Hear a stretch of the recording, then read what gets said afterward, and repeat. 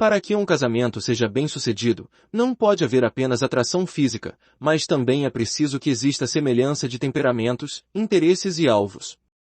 Se as naturezas e os interesses de cada um estiverem muito distanciados, a família eventualmente perderá a sua paz e tanto o marido como a esposa sofrerá.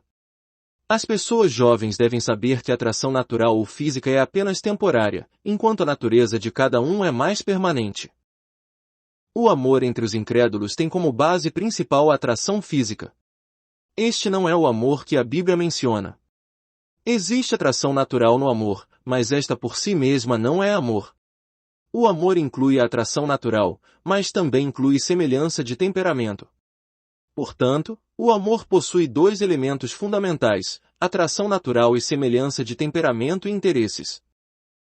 Você pode julgar que ama alguém por sentir uma atração natural em relação a essa pessoa, contudo você realmente não gosta da pessoa, pois percebe que tudo que ele ou ela faz é diferente daquilo que você faria.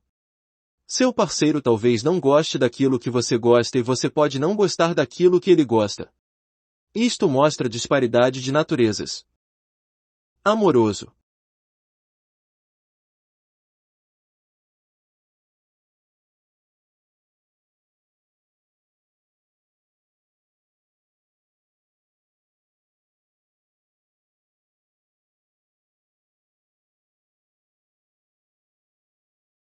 Por exemplo, um dos dois ama muitíssimas as pessoas, tratando aos demais com polidez e afeição, considerando todos como dignos de amor. Mas o outro parceiro é bastante frio e indiferente para com as pessoas, faltando-lhe amor e simpatia. Imediatamente vemos problemas de ambos os lados, pois existe um conflito de naturezas. Se você, que ama as pessoas e as trata com gentileza e afeto, se casa com alguém que age da mesma forma, ambos terão um interesse comum a uni-los. O casamento será fácil para os dois. É como se você estivesse navegando para o oeste e a correnteza também seguisse nessa mesma direção, você apenas acompanha a corrente. Mas se você estiver casado com um indivíduo frio e vazio de sentimentos, estará puxando numa direção enquanto ele ou ela puxa em sentido contrário. Você sente que precisa suportar o seu cônjuge e ele certamente tenta suportar você. Você suporta a avareza de uma pessoa enquanto ela suporta a sua liberalidade. Isso não é nada harmonioso. Bondoso.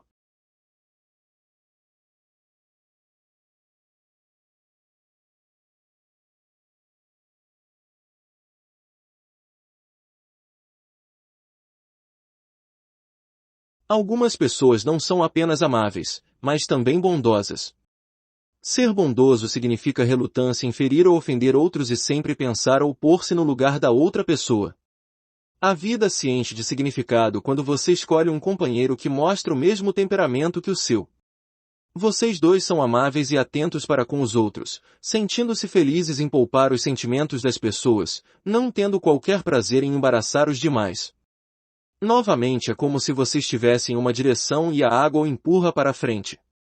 Mas, e se vier a casar-se com uma pessoa de natureza oposta? Haverá então muita dificuldade no casamento. Por exemplo, se você é alguém amável não apenas com as pessoas mas até mesmo com os cães e gatos, enquanto seu parceiro não ama nem a uns nem a outros, isto criará um grande problema na família, pois estarão puxando em direções opostas. Generoso.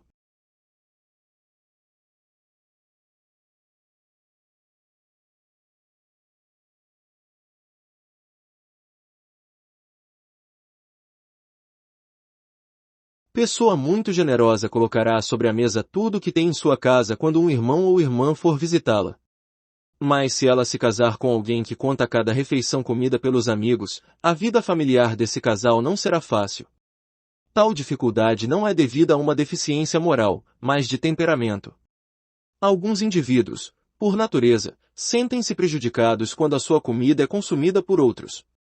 Eles podem deliberadamente guardar o que é bom e colocar qualquer outra coisa para os hóspedes comerem. Este é um problema de temperamento e não de moral. Franco ou cauteloso.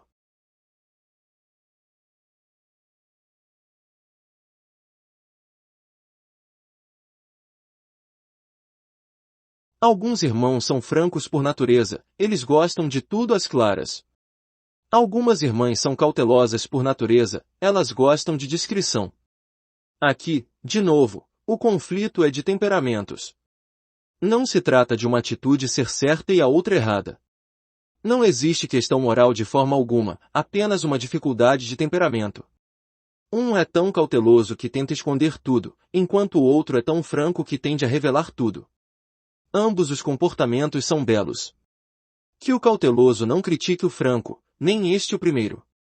O franco sente que seus pés estão sendo atrasados pelo prudente, mas ao mesmo tempo este tem plena consciência de que alguém correu depressa demais. Ambos sofrem. Refletido ou impulsivo.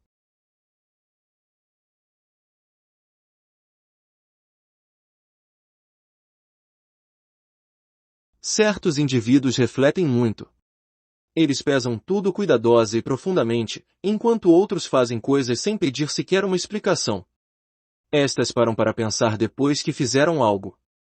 Novamente, este não é um problema moral, mas apenas uma diferença de disposição. Que nenhum deles julgue o outro. Pelo contrário, que o refletido busque um companheiro para a sua vida que também seja prudente e que o irrefletido busque um cônjuge irrefletido. Isto tornará a vida conjunta muito mais suave. Preciso no falar.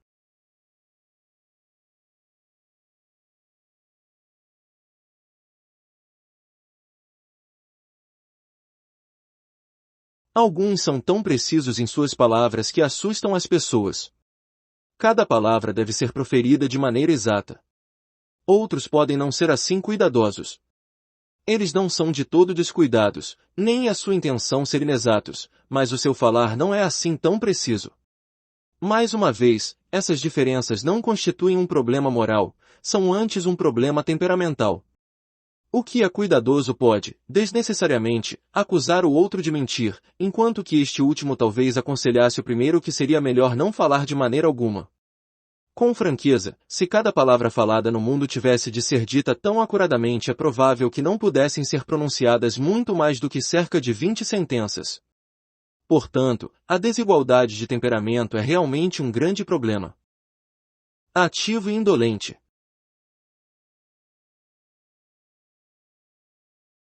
Existem pessoas de temperamento animado enquanto de outras é calmo. Não há nada errado com nenhuma delas.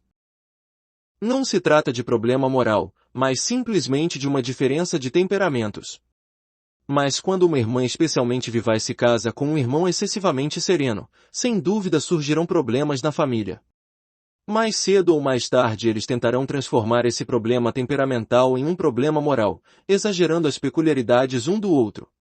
Conheço um casal em que o marido gosta de ficar em casa, mas se casou com uma irmã cujo prazer é visitar outros. De fato, sei de vários casos como esse na cidade de Sangrai. O marido acha insuportável acompanhar a esposa em suas andanças. A alternativa é ficar e tomar conta da casa para ela. Ele pode aguentar essa situação por algum tempo, mas não para sempre. Quando chega em casa raramente encontra a mulher. Esse não é um problema moral, mas temperamental, que não foi percebido antes do casamento. Organizado ou desordeiro.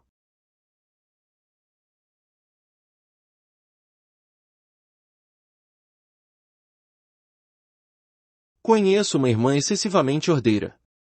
Ela vai atrás do marido e arruma cada coisa que ele deixa fora do lugar. Mas o marido tem prazer na desordem. Certo dia em que os visitei, encontrei o marido jogando o travesseiro no chão e virando as cadeiras. Quando lhe perguntei por que agia assim, respondeu que se sentia extremamente feliz pois naquele dia a esposa tinha ido visitar os pais. Ele vinha sentindo tão grande frustração com a mania de ordem da esposa que a ausência dela foi como um toque de liberdade para o marido. Semelhança de naturezas.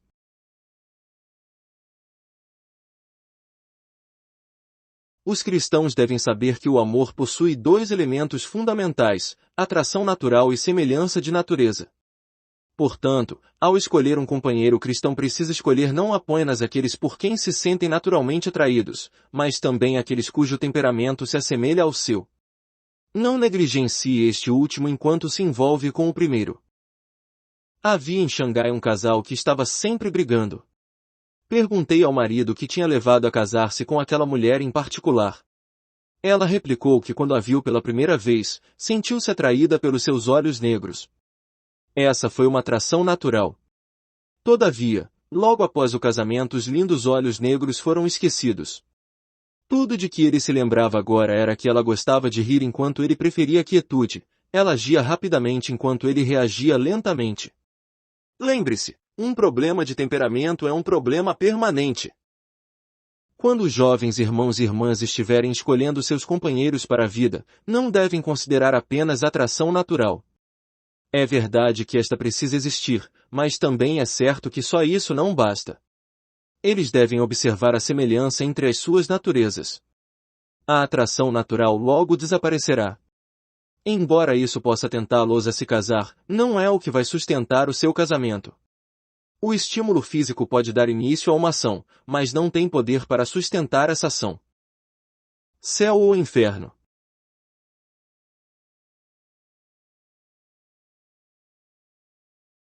Há um ditado que diz, a pessoa pode ter 2 céus ou 2 infernos.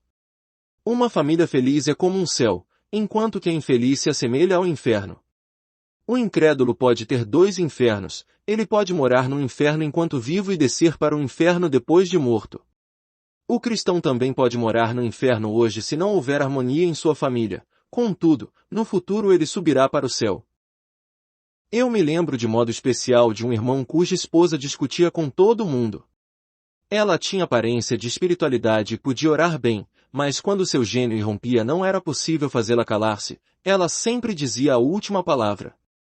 Essa mulher contendia sempre com os vizinhos e o marido se via constantemente obrigado a pedir desculpas pelos atos dela. Sempre que ele voltava para casa, perguntava se a esposa tinha discutido com alguém para poder reparar os danos. De fato, ela brigava todos os dias. Se aquele irmão tivesse casado com uma mulher quieta e aquela irmã desposasse um homem de temperamento mais forte, a família deles não teria de enfrentar tanta confusão. Aceitação de outro cônjuge.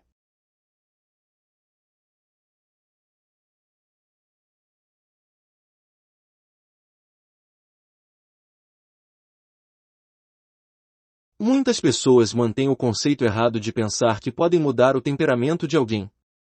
Isso nunca acontece. Para o Espírito Santo modificar o caráter de uma pessoa leva muito tempo. Como você poderia então ser bem-sucedido nessa tarefa impossível? Mesmo o casamento não tem o poder de mudar o temperamento das pessoas. Muitos irmãos e irmãs, despertados para a disparidade de seus temperamentos, esperançosamente aguardam uma mudança. Mas a esperada mudança nunca vem. Se existe no mundo uma esperança que está condenada ao desespero é certamente esta. Eu ainda estou para ver um marido que tivesse mudado sua esposa, ou uma esposa que tenha mudado seu marido. Como já disse uma vez, no casamento você pode apenas encontrar produtos já feitos, e não produtos sob encomenda.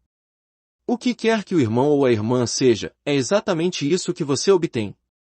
Antes de casar-se você deve observar se a presente condição do irmão ou da irmã é aceitável ou não, pois você não pode pensar que irá mais tarde conseguir mudar o temperamento do seu cônjuge para que ele se adapte ao seu. Aviso.